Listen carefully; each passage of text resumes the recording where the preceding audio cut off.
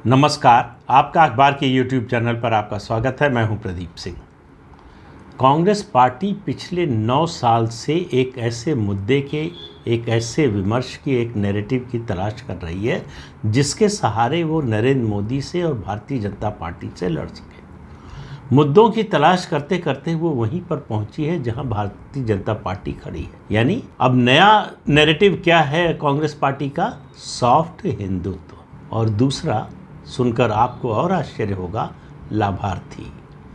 जो लाभार्थी का वर्ग तैयार किया है 9 साल की मेहनत से भारतीय जनता पार्टी ने और प्रधानमंत्री नरेंद्र मोदी ने, उसी रास्ते पर कांग्रेस को लग रहा है कि चलकर चुनावी सफलता हासिल की जा सकती है। दूसरा मुद्दा उसको लग रहा है कि हिंदुत्व को छोड़कर हिंदुत्व के खिलाफ चलने से फ़ायदा नहीं होगा, तो सॉफ्ट हिंदुत्व अपनाओ, नरम हिंदुत्व अपनाओ। लेकिन मुझे ये कभी समझ में नहीं आया कि ये नरम हिंदुत्व और गरम हिंदुत्व क्या होता है।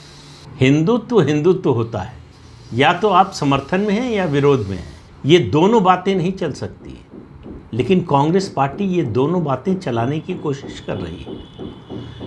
अब मध्य प्रदेश, छत्तीसगढ़, राजस्थान, तेलंगाना और मिज़ोरम में विधानसभा के चुनाव होने वाले हैं।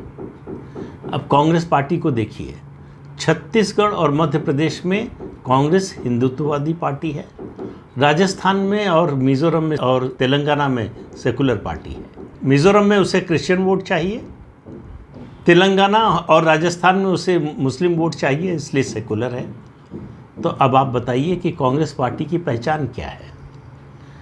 मध्य प्रदेश में नेता हैं कमलनाथ, पार्टी के प्रदेश अध्यक्ष हैं, मुख्यमंत्री रह चुके हैं। वो कह रहे हैं कि मैं गर्व से कहता हूं कि मैं हिंदू हूं, पर मैं मूर्ख नहीं हूं। अब सवाल ये है कि मूर्ख किसको कह रहे हैं? जो गर्व से कहो हिंदू हैं का विरोध करते हैं या समर्थन करने वाले को? ये कमलनाथ ने स्पष्ट नहीं किया कि वो किसको कह रहे हैं। जाहिर है कि वो अपने नेता के बारे में तो नहीं कह रहे होंगे, लेकिन बात तो वहीं तक जाती है। उनके साथी हैं दिग्विजय सिंह मध्य प्रदेश में, जिनको हर जगह आरएसएस और संघ नज़र आता है, हर इस्लामिक षड्यंत्र के पीछे। मुंबई का हमला होता है तो उनको लगता है कि संघ ने करवाया। लगता नहीं, उनको यकीन है, विश्वास है कि संघ ने करवाया।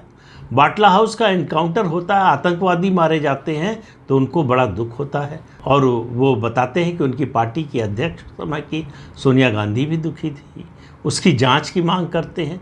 उन्हीं की सरकार में हुआ। दिल्ली में भी उनकी पार्टी की सरकार थी, केंद्र में भी उनकी पार्टी की सरकार थी।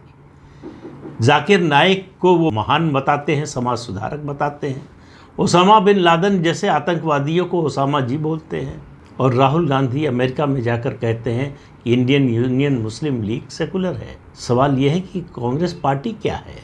मध्य प्रदेश में कुछ है, राजस्थान में कुछ है, केरल में कुछ है, तेलंगाना में कुछ है, कर्नाटक में कुछ है।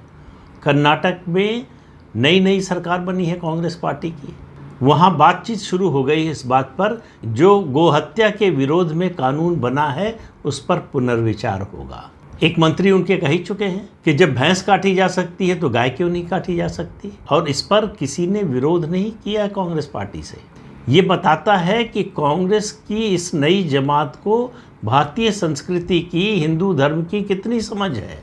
अब कमलनाथ ये बताएं कि उन्हें अपने पर गर्व, हिंदू होने पर गर्व है, या उनके कर्नाटक के जिस मंत्री ने ये बात कही उस पर गर्व। समस्या क्या है? समस्या तो मूल रूप से एक ही है कि कांग्रेस के पास मोदी को हराने के लिए, बीजेपी से लड़ने के लिए कोई मुद्दा नहीं है।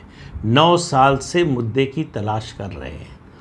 विदेश में जाकर राहुल गांधी देश पर हमला करते हैं, और देश में आकर जो है वो इस तरह के बंटवारे की बात करते हैं। तो जहां मुसलमान मतदाता हैं, ज़्यादा हैं, वहां कांग्रेस पार्टी मुस्लिम तुष्टीकरण के नारे पर या उसके सिद्धांत पर चलती है। जहां मुस्लिम मतदाताओं की संख्या कम है, वहां वो हिंदू होने की कोशिश करती है। मेरा एक छोटा सा सवाल है। सवाल ये है कि अगर आपके पास ओरिजिनल हो तो आप डुप्लीकेट क्यों लेना चाहेंगे? तो हिंदुत्व के नाम पर जिनको वोट देना है, हिंदुत्व के नाम पर जो मतदान करते हैं, उनके सामने बीजेपी से बेहतर कोई विकल्प है क्या? हिंदुत्व की राजनीति की पहचान अगर कोई पार्टी है तो भारतीय जनता पार्टी है। तो भारतीय जनता पार्टी ओरिजिनल रहते हुए डुप्लीकेट को क्यों लोग पसंद करेंगे, क्यों अपनाएंगे, ये बात कांग्रेस पार्टी की समझ में नहीं आ रही है। और समझ में आ रही हो तो उनको हल नहीं समझ में आ रहा है कि आखिर क्या करें। आप कांग्रेस के छत्तीसगढ़ के मुख्यमंत्री भूपेश बघेल की बातें सुन लीजिए, उनकी सरकार का गाय गोबर गोमूत्र का कार्यक्रम सुन लीजिए, तो आपको लगेगा कोई भारतीय जनता पार्टी का या विश्व हिंदू परिषद का नेता बोल रहा है। लेकिन वहाँ से बगल के राज्य में आइए, मध्य प्रदेश में, और दिग्विजय सिंह को सुन लीजिए, तो आपको लगेगा कि ये किसी और पार्टी का नेता बोल रहा है। उससे आगे आइए, कर्नाटक में आ जाइए, दक्षिण में अगर आइए, तो आपको लगेगा कि ये तो बिल्कुल ही अलग पार्टी है।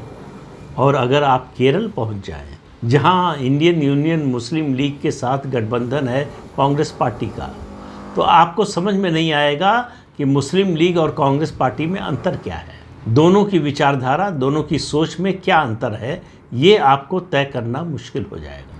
तो कांग्रेस पार्टी गंगा गए तो गंगा दास, जमुना गए तो जमुना दास वाली हालत में है, लेकिन उस पर भी टिकी नहीं रह पाती है। तो कब वो कौन सा रूप धारण कर लेगी पता नहीं है। उसको सतत एक तलाश है एक मुद्दे की, मोदी के खिलाफ, मोदी से बड़ी लाइन खींचने की कोशिश, जिसके चक्कर में वो मोदी की लाइन को छोटा करने की कोशिश करते हैं और खुद छोटे होते जाते हैं। ये जो 5 राज्यों में चुनाव, विधानसभा चुनाव होने वाले हैं, इनका लोकसभा चुनाव पर तो असर नहीं पड़ेगा, लेकिन देश की राजनीति पर कई तरह से असर पड़ेगा। राजस्थान में जो कुछ अशोक गहलोत कर रहे हैं, उससे मुद्दे ही नहीं, कई सवालों के जवाब भी मिलेंगे। सवाल क्या क्या हैं? एक सवाल है कि क्या कांग्रेस पार्टी अपने लिए भाजपा के समानांतर क्या कोई लाभार्थी वर्ग बनाने में सफल हो गई है, पहला सवाल। दूसरा सवाल, क्या कोई सॉफ्ट हिंदुत्व या नरम हिंदुत्व जैसी चीज़ होती है, क्या उसको राजनीतिक मान्यता, यानी मतदाता की नज़र में उसको मान्यता मिलती है? क्या भारतीय जनता पार्टी के हिंदुत्व को छोड़कर कांग्रेस के सॉफ्ट हिंदुत्व को अपनाने के लिए लोग तैयार हैं? ये ऐसे सवाल हैं जिनका जवाब इन्हीं 5 राज्यों के चुनाव में मिल जाएगा कि किस तरह से अगर आप अलग अलग जगह पर अलग अलग रुख अपनाते हैं। जैसे कांग्रेस पार्टी के लिए तो ये सामान्य बात हो गई, वो त्रिपुरा और बंगाल में सीपीएम के साथ चुनाव लड़ती है और केरल में सीपीएम के खिलाफ चुनाव लड़ती है। तो उसके लिए वैचारिक शुद्धता या सांगठनिक जो है प्रतिबद्धता, इसका कोई मतलब नहीं रह गया। जहां जिससे फायदा मिले, जो लाभ पहुंचा सकने की क्षमता रखता हो या जिसमें ये उम्मीद हो कि वो लाभ पहुंचा सकता है, उसका साथ ले लो, उस रास्ते पे चल दो। तो कांग्रेस की अपनी कोई विचारधारा नहीं रह गई, वो धीरे धीरे लगातार जो है वो आम आदमी पार्टी जैसी होती जा रही है, जिसकी अपनी कोई विचारधारा कभी थी ही नहीं। कांग्रेस पार्टी की तो कभी थी विचारधारा, जिसका लगातार क्षरण हो रहा है।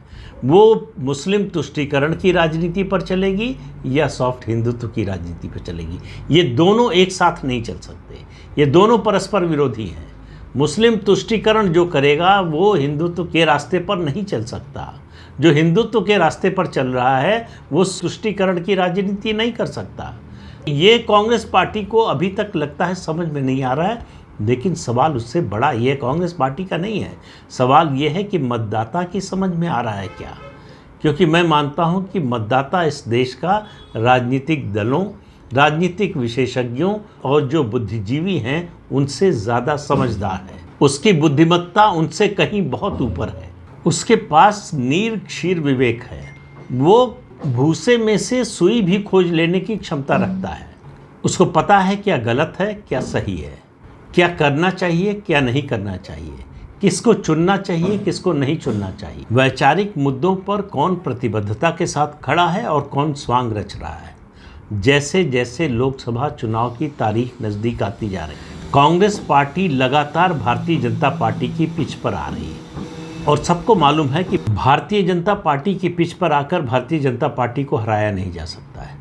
लेकिन कांग्रेस का अब लगता है कि प्रारब्ध ही यही बन गया है कि वो भारतीय जनता पार्टी की पिच पर आकर खेले, और भारतीय जनता पार्टी की पिच पर आकर खेलने का मतलब है उससे ज़्यादा सुविधाजनक स्थिति भाजपा के लिए हो नहीं सकती।